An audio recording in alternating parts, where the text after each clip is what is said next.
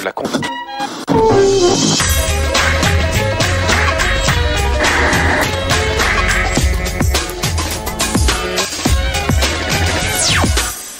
Salut à tous. Samedi 12h45, c'est plus clair. Toute l'actu média, les images, nos enquêtes, les coulisses, nos invités au programme. Aujourd'hui, on commence comme chaque semaine avec le Média Mix. C'est l'essentiel de l'info média en images et en 5 minutes.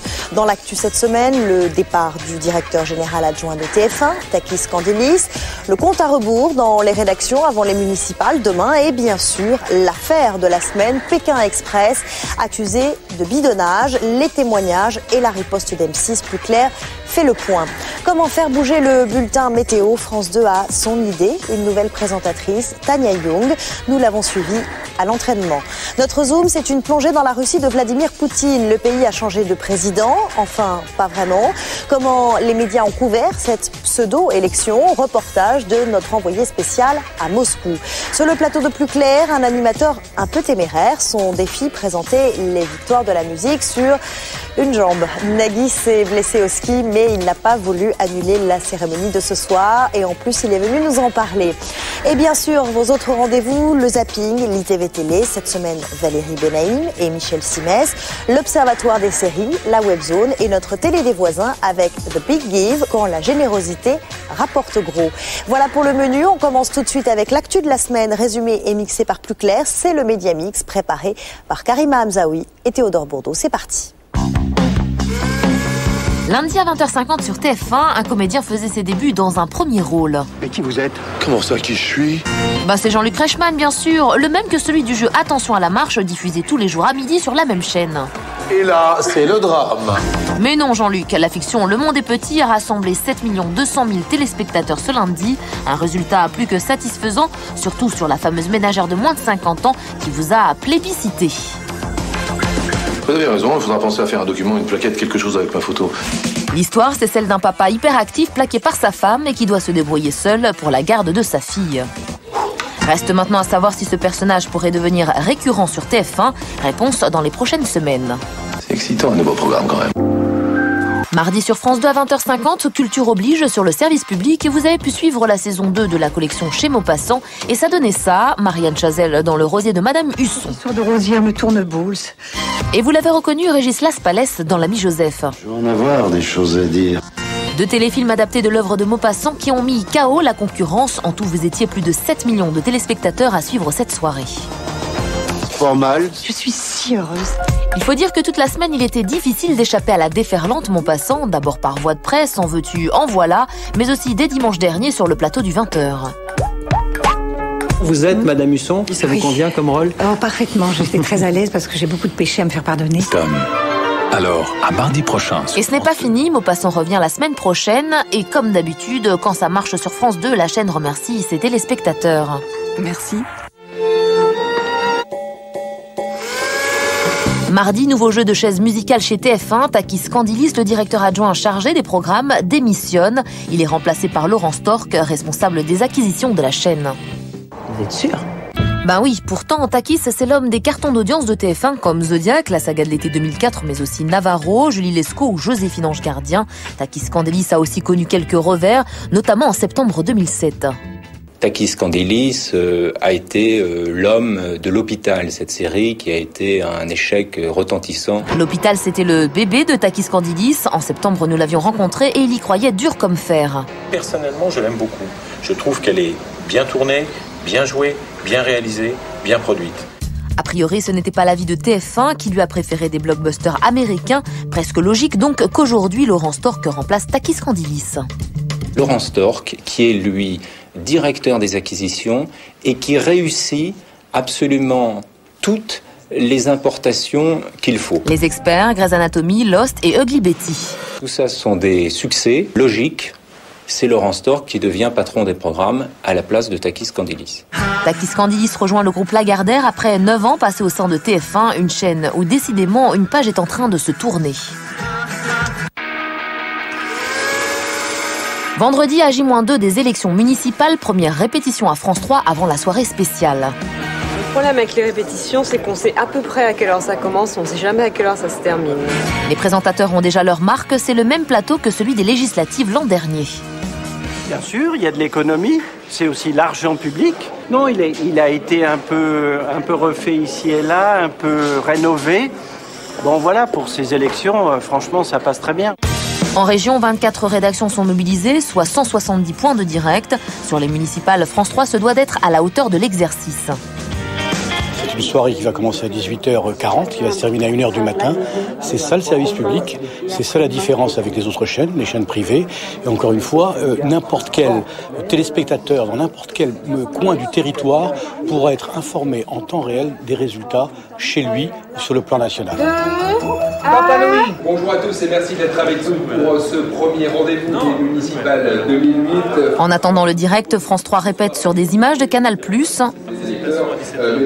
Les Français sont-ils amenés voter en ce 2001 Et Louis Laforge est déjà au taquet. En 2001, pour les municipales, on avait battu tout le monde en audience, donc on va essayer de refaire la même chose.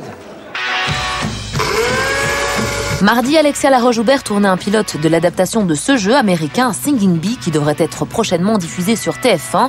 Si la dirlo de la Starac est choisie, voilà à quoi cela pourrait ressembler.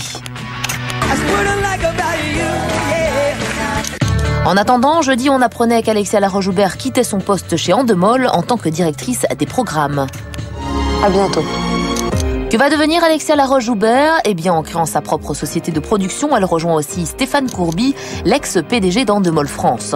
Et si TF1 le veut bien, elle devrait toujours être dirlo de la Starac et continuer à danser lors des primes.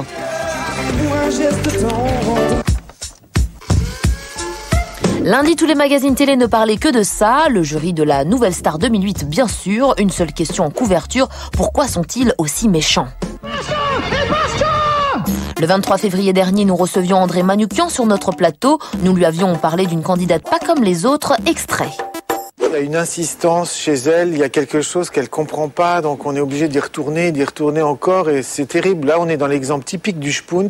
Droit de réponse oblige. Cette semaine, nous avons rencontré Cindy Sander et voici sa réponse. Un mot en particulier qu'il a dit, qui m'a beaucoup blessée. Spoons. Qui m'apprécient pas, qui m'ont pas pris, d'accord ? Mais stop, faut que ça s'arrête là une fois pour toutes. On rabâche et on rabâche et on rabâche la même chose. Spoons. Nous, Cindy, on t'adore et on te laisse chanter pas 1 seconde, pas 2 secondes, mais 7 secondes.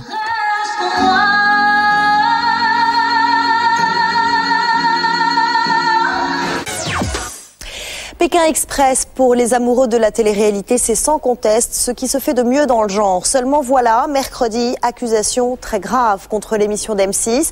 La course est bidonnée, affirme le Canard enchaîné, témoignage à l'appui. Les 2 hommes qui parlent ont travaillé pour l'émission. Réplique immédiate d'M6, Julien Dugast. Le mardi 22 janvier, M6 lançait la nouvelle saison de son jeu d'aventure Pékin Express, la route des Incas. 13 étapes à franchir, un continent à parcourir, 2 océans à rallier, et au terme de ces 45 jours de course et d'aventure, seule une équipe pourra remporter jusqu'à 100 000 €. Tout avait si bien commencé dans la joie, la bonne humeur et la capirina. Pourtant, mercredi, coup de théâtre, le Canard enchaîné dénonce une course bidonnée. Il y a des gens, de plus en plus de gens qui viennent témoigner en disant voilà, nous on a participé à des manipulations, on a triché, on a donné de l'argent à des chauffeurs pour qu'ils prennent des gens en stop. On a favorisé des équipes. C'est l'affaire médiatico-médiatique de la semaine. Un journaliste et le chef de projet de Pékin Express 2008 dénoncent des tricheries destinées à avantager certains candidats.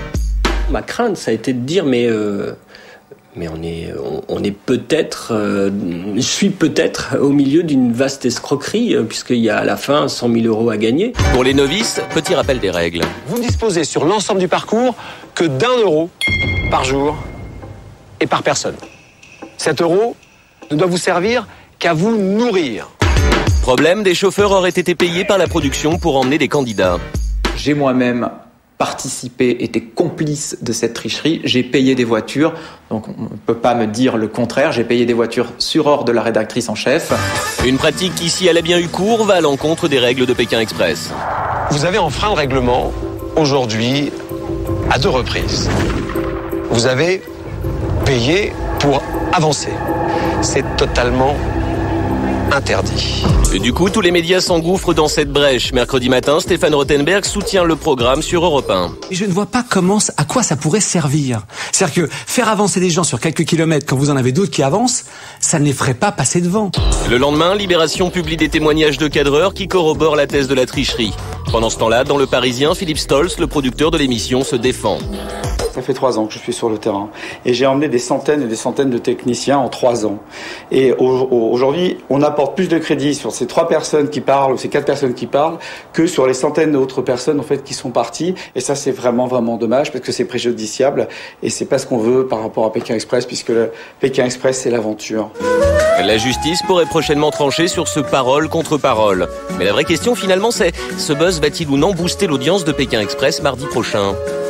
Je serais pas surpris qu'il y ait des gens qui se jettent sur la poste de télé mardi soir pour justement regarder. Que voulez-vous, c'est comme ça, hein. C'est le monde du spectacle. La météo, c'est le programme le plus regardé à la télévision, mais pas forcément le plus facile à renouveler. Sur France 2, en même temps que le printemps, arrive une nouvelle recrue, Tania Young, débauchée d'ITélé. Avant sa première, la nouvelle Miss Météo du service public s'est entraînée cette semaine avec son boss Laurent Romeshko. Un training météo, ça donne quoi ? Réponse en images avec Christelle Rebière. Ça, c'est celle de ce matin, celle-là. Attends, mais là, alors là, il y a un souci. Petit cours de cartographie virtuelle pour Tania Young. C'est pas grave, elle m'a juste oublié une vitesse de vent, mais je vais... Bon.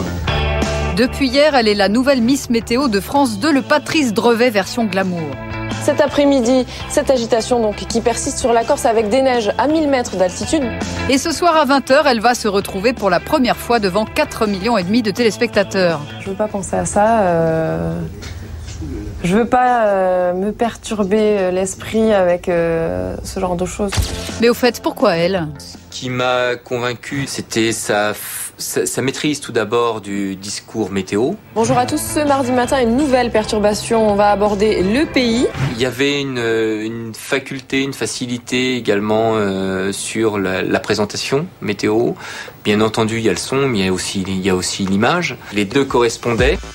En attendant l'image et le son, à J-1, Tania apprenait encore les rudiments du logiciel météo de France 2. Tu mets tes textures sur l'après-midi maintenant. Après, tu rajouteras les vents. Car ici, on fabrique soi-même sa carte. Mais une deuxième, ouais. Tu l'atténueras avec du cumulus blanc, je pense. D'accord. Ouais. Ça, c'est bon. 1 heure après, arrivé en loge maquillage avant une ultime séance de training. Voilà. Il n'y a personne dans la loge de maquillage et je sais pas où je dois m'adresser. France 2, c'est grand. Si, Stéphanie. Heureusement, Laurent Romeshko l'accompagnera car il doit, lui, enregistrer la météo du soir. Alors là, on est sur le studio JT, avec l'espace météo ici, et tout le studio virtuel. Et puis là, un petit peu sinueux. On a le plateau du 20h qui est là. Avec, vous ne le voyez pas derrière, mais juste derrière le panneau blanc, il y a David Pujadas. Et c'est parti. Madame, monsieur, bonsoir. Le temps se calme tout doucement en Méditerranée. Alors même si les chutes de neige vont encore se poursuivre, mais à plus haute altitude, à partir de 800-1000 mètres pour demain. La météo est un exercice difficile. Les cartes météo viennent s'incruster sur le fond vert et le présentateur, lui, doit trouver des points de repère. Je vous souhaite de passer une très belle soirée. Dans un instant, le journal de 20h, David Pujadas. À tout à l'heure. Merci. Et après le maître, l'élève.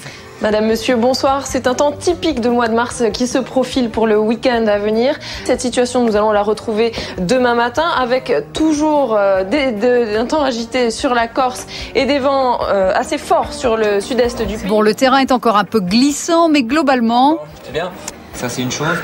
L'autre chose, ce sont tes mains. Utilise-les avec plus de certitude. N'hésite pas à plaquer, tu vois, sans que ce soit brutal. Quelques réglages encore, mais la relève est assurée ? Oui, avec Tania, oui, ça fonctionne. On n'est pas inquiet. C'était dimanche, élection présidentielle en Russie. Un certain Dimitri Medvedev a conquis le Kremlin. Ce n'était pas difficile. Installé là grâce à Vladimir Poutine, qui sera probablement Premier ministre. Les opposants crient à la farce. Les journalistes, eux, sont obligés de se taire. Notre envoyé spécial a choisi de suivre l'un des seuls médias russes indépendants, Radio Echo Moscou. Reportage exclusif, Laetitia Krupa. C'est l'info internationale de la semaine. La Russie a ce matin un nouveau tsar. Dimitri Medvedev a été élu. Avec plus de 70% des suffrages. Dans la presse française, l'élection de Dimitri Medvedev a été très suivie. Mais à notre arrivée à Moscou, aucun signe d'effervescence. Dans les rues presque désertes, il n'y a pas d'affiche de campagne, à part celle-ci, imposante face au Kremlin. D'ailleurs, il n'y a pas eu de campagne, alors les médias se sont désintéressés de cette passation de pouvoir. La radio Écho de Moscou, un des seuls médias indépendants du pays, a bien essayé d'organiser des débats, mais le parti de Vladimir Poutine et de Dimitri Medvedev a refusé toutes les invitations. Ils viennent pas, ils veulent pas. Parce qu'Écho de Moscou est resté, ce n'est pas une radio d'opposition, ce n'est pas une radio d'une force politique. C'est une radio d'information et c'est le principe est de fournir un plateau pour la discussion pour tout le monde. Tous les jours, Écho de Moscou doit lutter pour son indépendance éditoriale, car son principal actionnaire, c'est Gazprom, le géant gazier d'État, dirigé jusqu'à peu par le nouveau président Dimitri Medvedev. Bien sûr que le pouvoir a détruit le système de médias libres, surtout de la télévision. Mais en même temps, il ne faut pas participer à ça. Il faut s'imposer. Il faut s'imposer dans la profession, c'est important. Dimanche, pour l'élection, les programmes de la radio n'ont pas été bouleversés. Seule la fréquence des flash infos a changé. Après la fermeture du bureau de vote, on va faire les bulletins d'information toutes les 15 minutes. Toute la journée, les rues sont restées calmes, les bureaux de vote loin d'être assaillis. Pour voir la ville s'animer, il a fallu attendre 21h. Les premiers résultats tombent sur les télés russes, toutes contrôlées par le pouvoir. Pas de surprise, juste des chiffres officiels.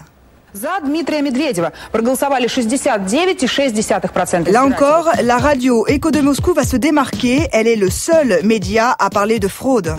21h sur Écho de Moscou, ici Marina Korolieva.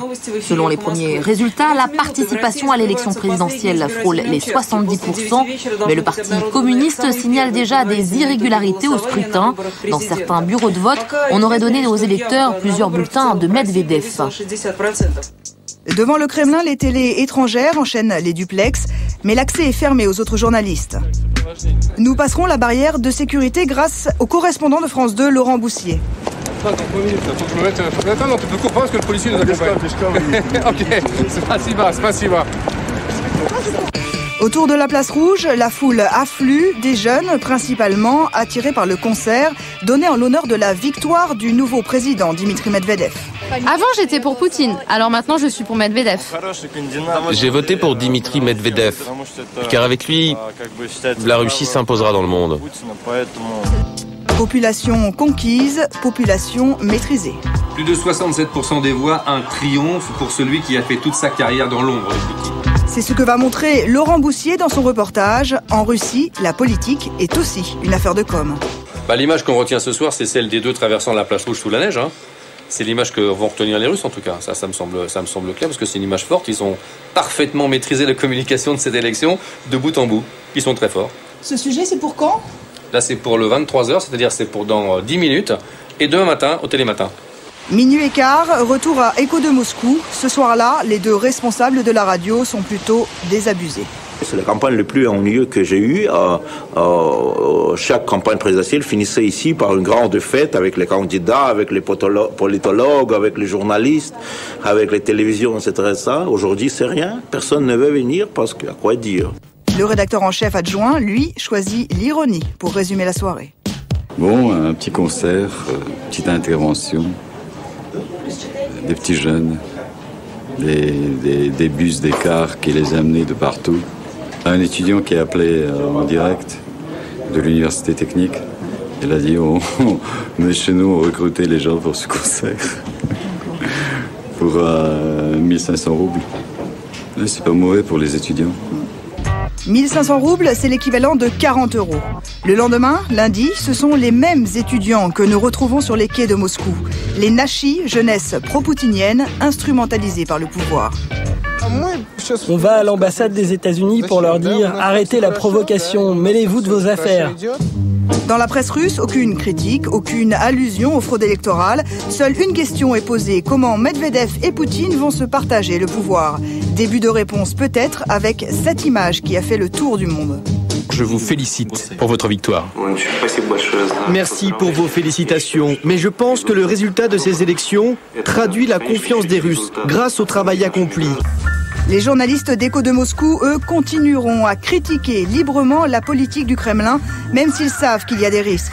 Tous ont encore en tête l'assassinat de leur consoeur Anna Politkovskaya en octobre 2006. Elle avait le même discours humaniste. Elle disait ce qu'elle voulait. non seulement sur la Tchétchénie, mais sur tout ce qui se passe en Russie et ailleurs. Et ça, bien sûr, c'est dangereux. Jusqu'à aujourd'hui, le Kremlin a toléré Écho de Moscou parce que c'est un média minoritaire et qu'il sert de caution démocratique. Mais les journalistes de la radio savent que tout peut s'arrêter du jour au lendemain. À suivre après la pub, le zapping, l'ITV Télé. Cette semaine, Valérie Benaïm et Michel Simès, l'Observatoire des séries, la télé des voisins. Vous retrouverez aussi la Webzone. Vous verrez que l'équipe de campagne présidentielle ne date pas d'hier aux États-Unis. Et bien sûr, notre invité, Nagui, est avec nous pour les victoires de la musique. C'est juste après la pub. Retour sur le plateau de Plus Clair et tout de suite, comme promis, le zapping. Quand deux personnalités de la télé font les questions et les réponses, ça donne l'ITV Télé cette semaine. Valérie Benaïm et Michel Simès, on regarde. Balance un peu, est-ce que tu connais un animateur ou une animatrice qui a eu recours à la chirurgie esthétique ?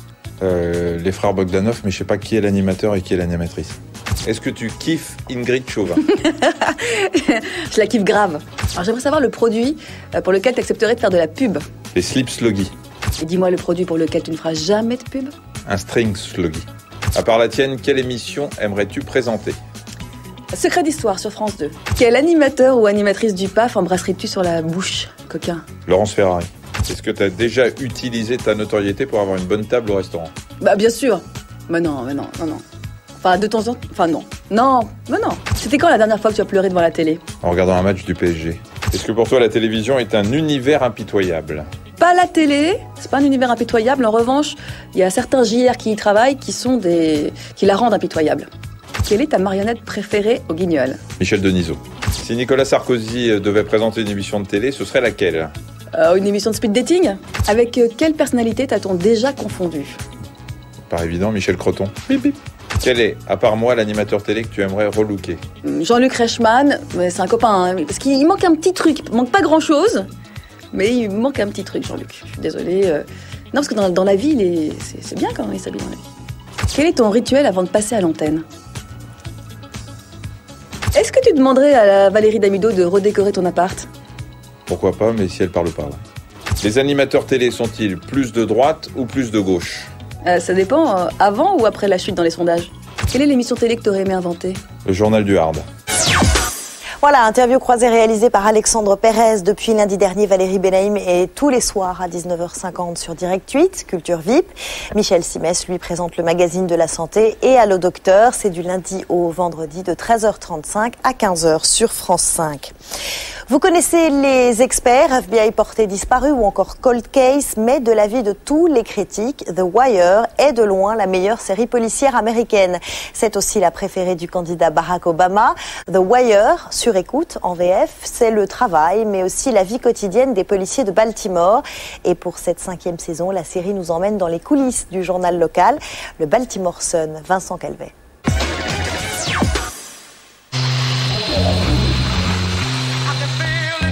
The Wire, en français sur écoute, c'est sans doute la série policière la plus réaliste jamais tournée.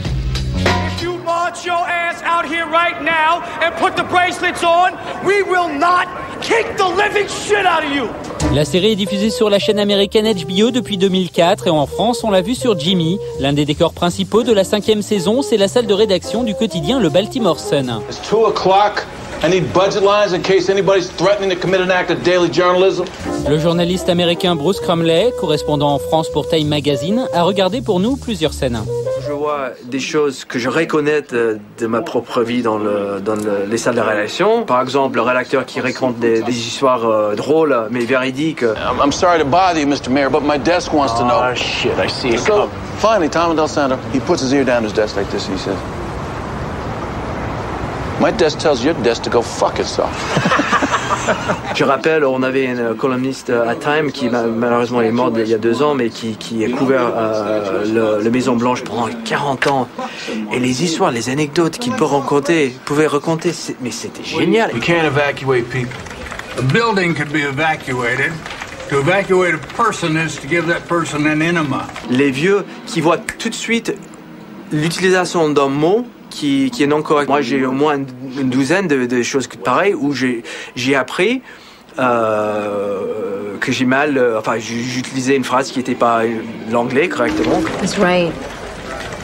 You don't evacuate people. J'avais le boule parce que j'avais l'air de méga con, mais j'ai jamais fait la même erreur 2 fois. Pas étonnant que ces scènes soient si crédibles, le créateur de Surécoute, David Simon, est un ancien journaliste au Baltimore Sun. La série parle très bien du malaise actuel de la presse américaine. I heard they're closing the Foreign Bureau. Everything. I heard layoffs as bad as in Philly. Cette 5e saison sera la dernière de cette série que les retardataires sont invités à découvrir. It's 2 o'clock, people. Need budget lines. Dans Californication, les nuits de David Duchovny sont bien remplies. What is your name? Would you rather just fuck me and never know? Oh fuck, who says romance is dead? Mais les réveils sont parfois difficiles. David Duchovny joue le rôle de Hank Moody, un écrivain en panne d'inspiration qui va de fille en fille et qui souhaite reconquérir son ex. C'est la bonne nouvelle de la semaine, Californication arrive enfin en France. À quoi est-ce que tu penses? Je pense à quel point je pouvais détester cet endroit de chiottes. C'est M6 qui va diffuser cette série un peu sulfureuse sur les bords. C'est pas la première fois qu'M6 diffuse des séries justement qui vont loin. Deep Talk va aussi très très loin. Donc nous, ce qui nous rassure plutôt, c'est de voir que l'humour et la finesse des situations restent toujours le dernier rempart contre justement la vulgarité ou le fait d'aller trop loin. C'est un peu un retour au bercail pour Duchovny, puisque c'est sur M6 qu'on avait découvert ce comédien dans X-Files. C'était il y a 14 ans. Bon, depuis, il a bien changé. Parle à mon cul. Californication revient de loin. Le groupe de rock les Red Hot Chili Peppers a voulu faire changer le nom de cette série, qui reprend celui de leur album sorti en 99. Mais finalement, le nom de la série restera inchangé. Californication, c'est donc sur M6, tous les vendredis soirs vers 23h20, vous êtes prévenus.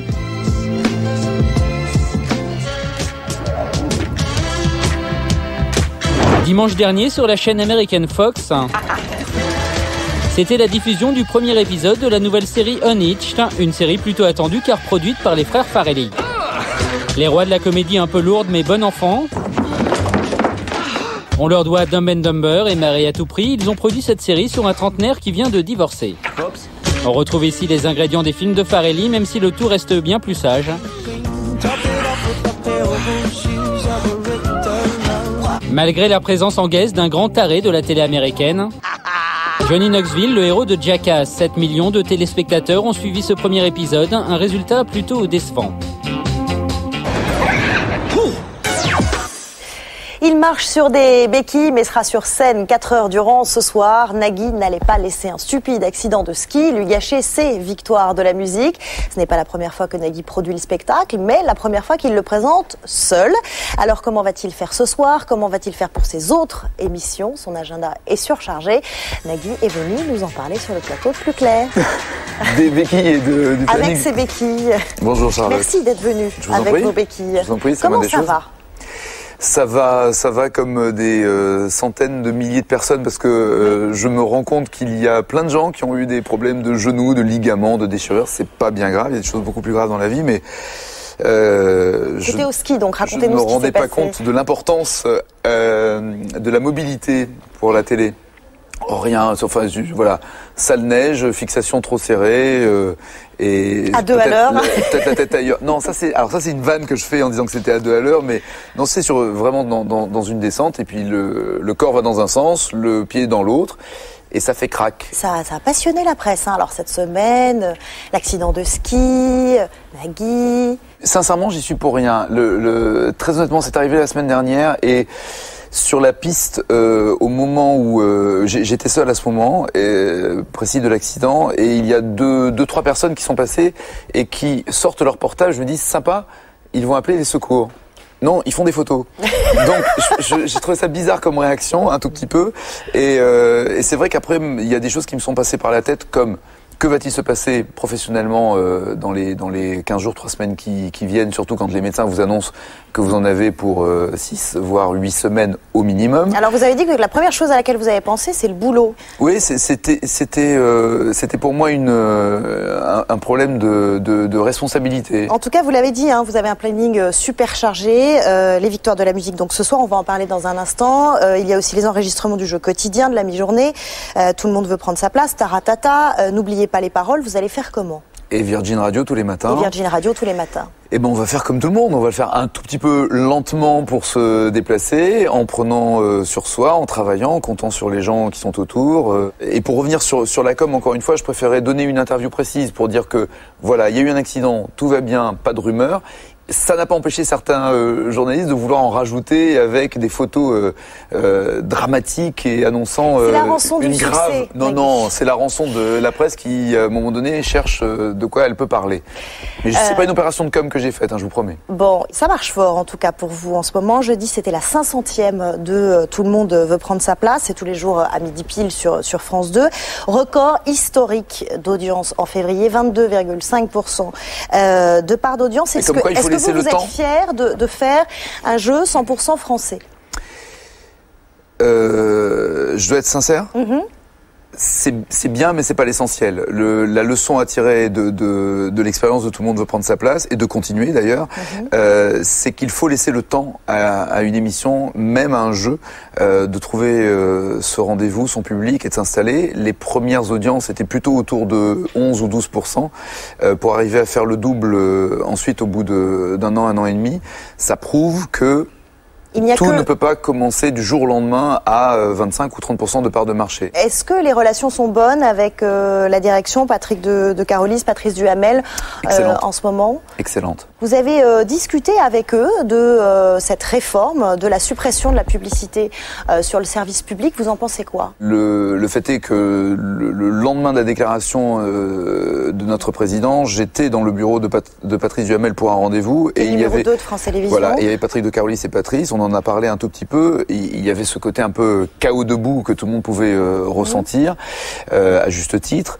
La première chose que j'ai pensé, c'était visible, c'était surtout, est-ce qu'on va pouvoir continuer de travailler?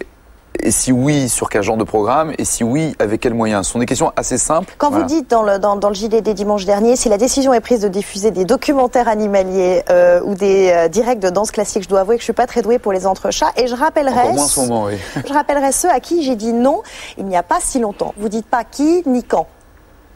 Non, mais parce que ça sert à rien. Ça sert à rien. Je vais vous dire une chose. Pourquoi vous le dites alors? Je rappellerai ceux à qui j'ai dit non. Parce qu'il n'y a pas 36 000 possibilités. Si dans le service public on me dit vous arrêtez demain de faire Tout le monde prend sa place, taratata, n'oubliez pas les paroles. Il n'y a que 2 chaînes sur lesquelles je pourrais éventuellement faire le même genre de programme, c'est-à-dire de divertissement ou de prime ou de jeux quotidiens. Mais en disant que j'ai dit non il n'y a pas si longtemps, ça veut dire qu'ils vous ont appelé ou vous avez été en contact avec eux et qu'il y avait effectivement des projets au cas où. Voilà. D'accord. Le karaoké à la télé, ça marche fort. N'oubliez pas les paroles, c'est le samedi à 19h. C'est une adaptation d'un jeu à succès aux États-Unis, Don't Forget the Lyrics. Est-ce que vous craignez l'arrivée d'un concurrent direct, The Singing Bee, sur TF1, enfin l'adaptation de The Singing Bee, qui est à peu près sur le même principe, ça devrait s'appeler Envoyer la musique. Alors, ça s'appelle Envoyer la musique? Ça devrait s'appeler Envoyer la musique, les pilotes ont... C'est vrai que l'abeille chantante, ça passait pas très bien en français. On se demande au moins Envoyer la musique, on sait de quoi ça parle. À la limite, la pie qui chante, ça aurait été bien, mais bon, c'est déjà pris. Honnêtement, je le crains pas plus que les émissions notamment de Benjamin sur le blind test qui avait été produite aussi, qu'il y ait des jeux musicaux qui existent. Mais là, pour le coup, c'est très ressemblant, quoi. On lance la musique avec les paroles qui passent en sous-titres, ça s'arrête, il faut continuer à chanter. Donc on a vraiment 2 concepts jumeaux. C'est vrai. Bon, et votre jumeau, ça devrait être... Moi, je veux dire que le meilleur gagne, et puis voilà, on verra. Que le meilleur gagne. Ce serait Flavie Flamand, Alexia Laroche-Joubert, Vincent Lagaffe ou Sébastien Follin. Enfin, en tout cas, c'est les 4 qui ont tourné les pilotes cette semaine. Quel est le concurrent que vous redoutez le moins? Le moins, c'est ou pas le sympa. Plus. C'est pas sympa. Non, ils ont tous un genre... ça dépend si Alexia danse. Elle danse dans le pilote, en tout cas. Elle danse dans le pilote. Oui. Yes. Alexia.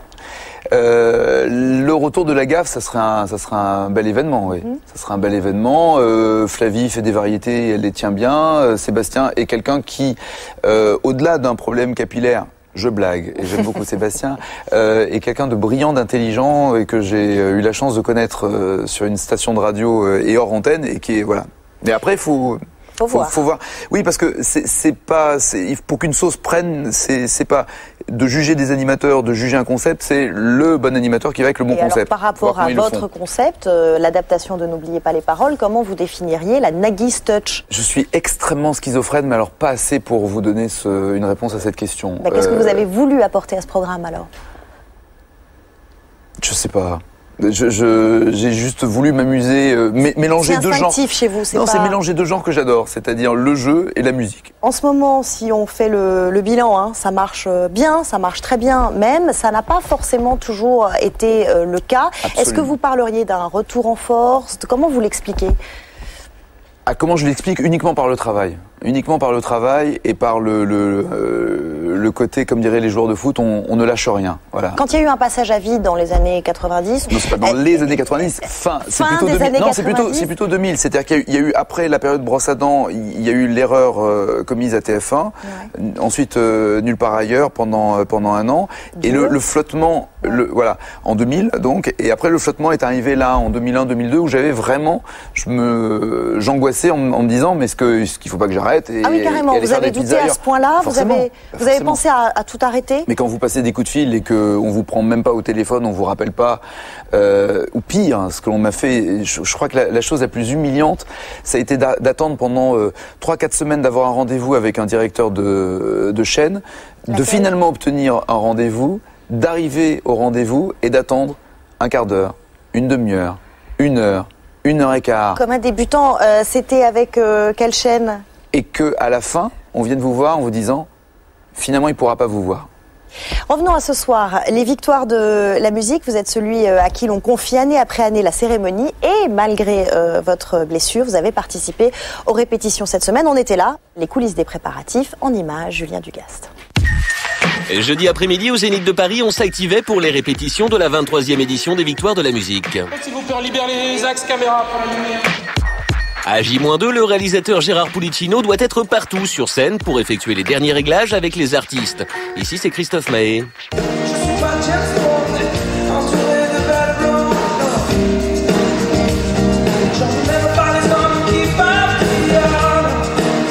Un orchestre de 30 musiciens en direct, 12 caméras, des kilos de lumière, une scène énorme. Du coup, le réalisateur n'a qu'une seule vraie crainte.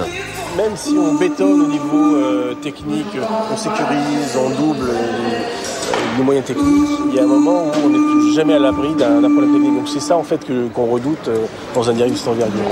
En même temps, faut dire qu'en France, on n'est pas vraiment habitué à ce genre de très gros show. Et même Christophe Willem est impressionné.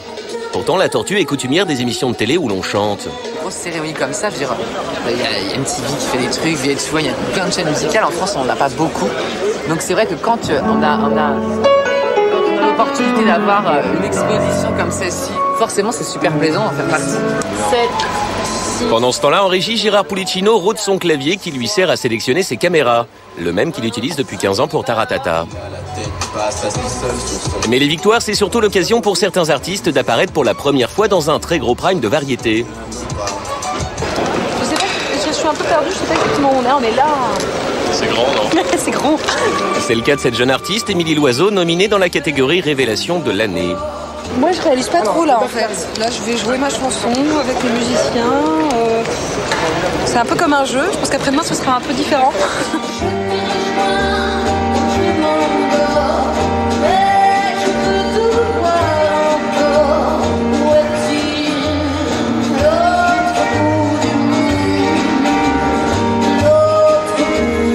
Bon, on va pas se mentir, les victoires de la musique, c'est aussi le rendez-vous du show biz. J'habite à la Garenne.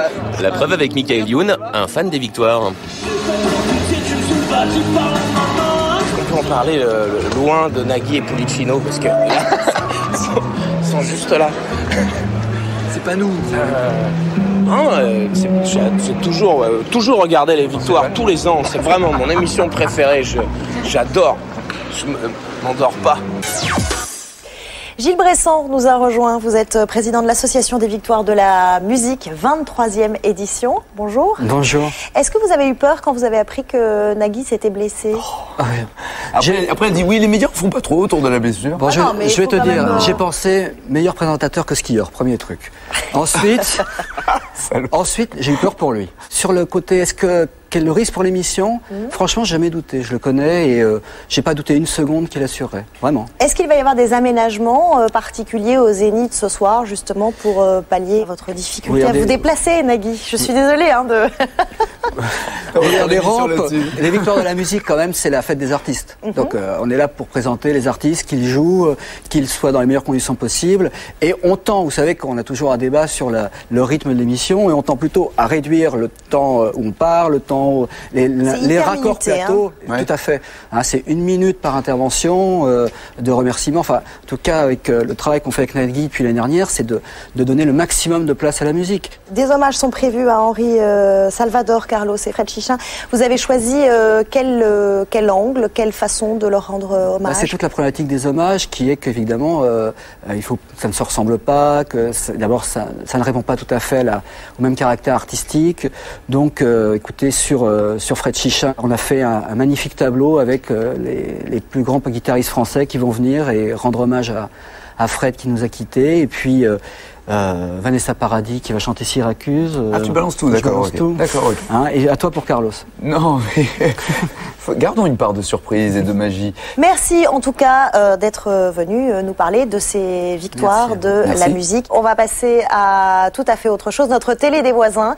Aux États-Unis, avoir du cœur peut rapporter gros. Depuis le 2 mars, la célébrissime présentatrice Oprah Winfrey fait le bien autour d'elle. Elle sélectionne 10 candidats, leur confie une grosse somme d'argent et leur donne pour défi d'aller aider son prochain. Le meilleur philanthrope gagne $1 million. C'est l'idée généreuse et lucrative du show The Big Give. Vincent Calvet.